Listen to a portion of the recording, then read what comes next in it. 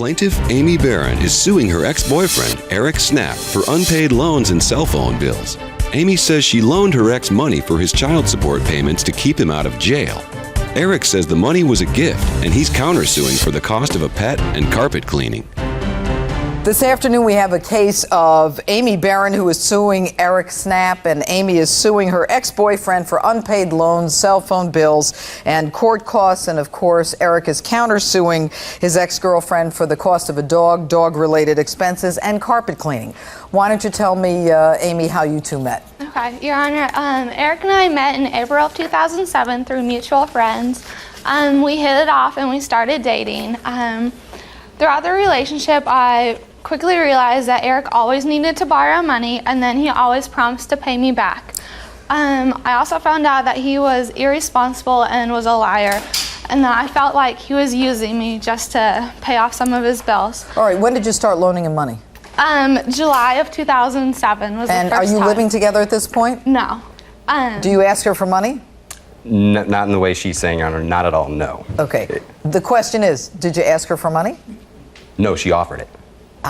And there lies the distinction. Plaintiff Amy Barron is suing her ex-boyfriend, Eric Snap, for several unpaid loans she gave him for his child support to keep him out of jail. Go ahead. Well, he was living with a roommate, and his roommate wanted his girlfriend and 2 children to move in with the house. And so Eric was unhappy, and he felt it was overcrowded. And so we discussed him moving out to his own place, and he really wanted to. But he said he didn't have enough money, and I... Were you working at the time? Yes. What do you do? I work service and sales for a local billiards company. For a local? Billiards company. Billiards company, okay. And so we discussed that, and I told him I would loan him the $400 to move out to find his own apartment. And he agreed to pay me back $100 each week. Okay, so are you working, Amy? Yes, I was at the time. What were you doing? I was working for a waiver company. I work with special needs children. Okay. I was also in school. What were you doing in school? I was an undergrad in speech pathology. Good for you. Good for you. All right, so he tells you he needs $400 to move out. You loan it to him. You say there's an agreement, and he's going to pay you $100 for 4 weeks? Yes. How did it happen, Eric? What had happened was, and I told her many times that, I couldn't afford to move out. There was no way I could do it. And her and my roommate did not get along at all. They fought like cats and dogs all the time. Finally, she got so mad one day, she said, you know what? Here's the $400. I'm not coming back here until you're out of here, And at first, I rejected, but she, I was going to lose my girlfriend. Why does she need to give you money? You're working. She's working, but she's still in school. Well, Your Honor, I had other bills I had to pay and everything. I had a place to stay. I had a roommate and everything. She wanted me to move out of there because she didn't want to be around my roommate at all. So you take the $400. Where do you go? Well, actually, that $400 when we left actually went to my roommate. It was his house. I used it for he used it for carpet cleaning expenses because of all the stains that was left on the carpet and everything from the dog that I had bought her. From all the stains on the carpet from the dog that you bought her, why don't you just buy him a new rug for $400? Well, there's quite a few stains. That'd be a lot more expensive. How big is his house? Oh, it's a 2-story house. But they were scattered all over. All right, so you're saying when the plaintiff was there, when Amy was there with her dog made messes in the house. Exactly, Your Honor. Okay, so you took the $400. That's where we started. You took the $400 and you paid for the expenses for cleaning the dog. Now, the question is, do you then move out? Yes. Where do you go? I go to my parents' house. Okay. Go ahead, Amy. Well, obviously he didn't get the apartment, so I asked him where the $400 went and why I wasn't getting my money back, and he told me it was none of my business. None of your business? It's your money. Yeah, he told me since I loaned him the money, he could do whatever he wanted with it. No, not at all. You didn't say that? No. Okay. No. Better. Go ahead. Well, and then in August of 2007, he told me that he had gotten a letter from the local court saying that he hadn't paid the correct amount for his child support, and that if he didn't pay immediately, that he would go to jail. And obviously, I didn't want my boyfriend to go to jail, and so he owed the court $520, and I told him I would loan him the money as long as he paid me back, and he agreed to that he'd pay me back as soon as possible. After you loaned him the After you loaned him the first $400, did you get the sense that you should put something in writing, or maybe not even loan him money at all? I should have. I've learned from my mistakes. Okay. That's okay. Life is a road where we learn from our mistakes. It's okay. Your Honor, I have some statements from one being... Let's see them. From her boss and friend and her roommate. About what? Stating a couple of different things. One is about the dog that I bought her, and the other is dealing with the $400 on the bottom there. Hold on. I was also asked to write a written statement about the $400 given to Eric from Amy relating to a deposit. At the time, Amy was living with Eric in Dale Anderson's house on the south side of Lafayette temporarily. One day, she came to my house. She had an argument with Dale and gave Eric $400 to get out of there because she was not going back. Amy moved into my home until she left for grad school. It's just kind of portraying, you know, how the $400 that when she said, I'm not going, you know, back to that place, that's just kind of stating that. It corroborates what she said. It's everything she said is corroborated by your witness. I don't deny that. So move on to the next one. What next? And the rest of the information I have here is regarding the cell phone bill. All right, let's talk about the cell phone bill. Did you give him money for that too, Amy? Yes. Well, no. Sorry. He didn't have enough credit, so I let him take out a cell phone in my name, which was a big mistake. What month is this? It was after I moved away. You have the bill in front of you, honey? I have the bills for it. In December of 2007, I saw on my credit card that there was 2 months that he put on my credit card that I had not approved. How much? It was $166. Total? Yeah, for that one. How could he put on your credit card? Did he have your credit card? Yeah, he didn't have a credit card that he could open up his cell phone account with, so he opened it up in my name and used my credit card. Defendant Eric Snap says the plaintiff owes him for the cost of a dog that he bought for her, so he's countersuing. She says that in December there were 2 months that you billed to her credit card. Is that accurate? Yes, Your Honor. Oh, why'd you do that?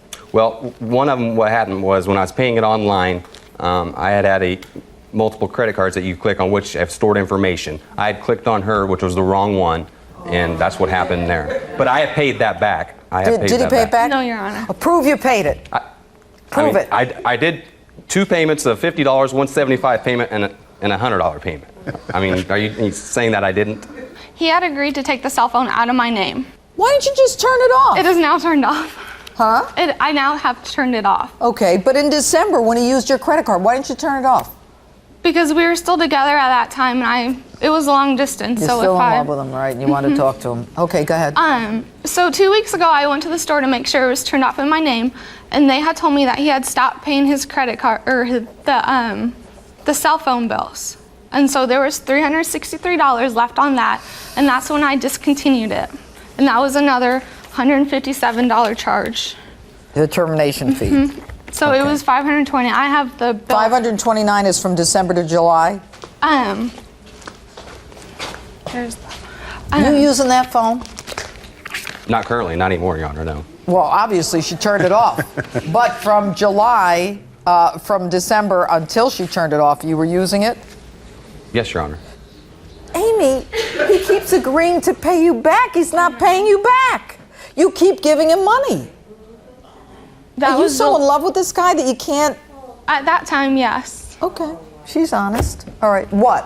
If I may, Your Honor, no matter what we did, I mean, whether we used entertainment, dinners, motels, I always paid for everything. So I mean, she's trying to act like I took all this money from her and all that, which is not the case. We always did that for each other. But Eric, let me ask you this. Yes, when you had the problem with the child support, yes, and the judge said, look, I'm going to incarcerate you, and good for that judge, because everybody should be paying for their own children.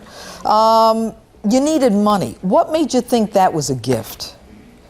She had come on, what happened there, she offered that to me. She didn't want you to go to jail. Well, I told her, I was like, there's no way I can pay this back, Amy. She goes, it's not like we're not going to be together forever, and I felt the same way too, Okay, let's move on. Okay.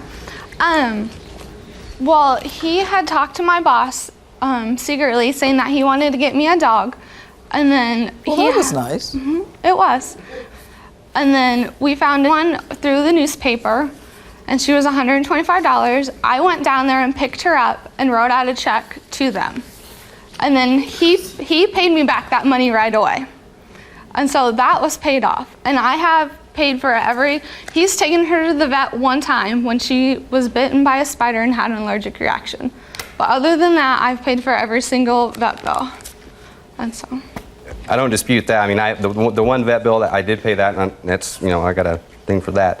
Well, let me ask you this. I mean, you're countersuing her for the cost of the dog, the carpet cleaning, and the expenses, but you've got the dog. Mm-hmm. Okay, so there's no issue about the dog. Well, do you want the dog back? Well, either that or get reimbursed for what I paid for. Right, okay. All right, here's my verdict.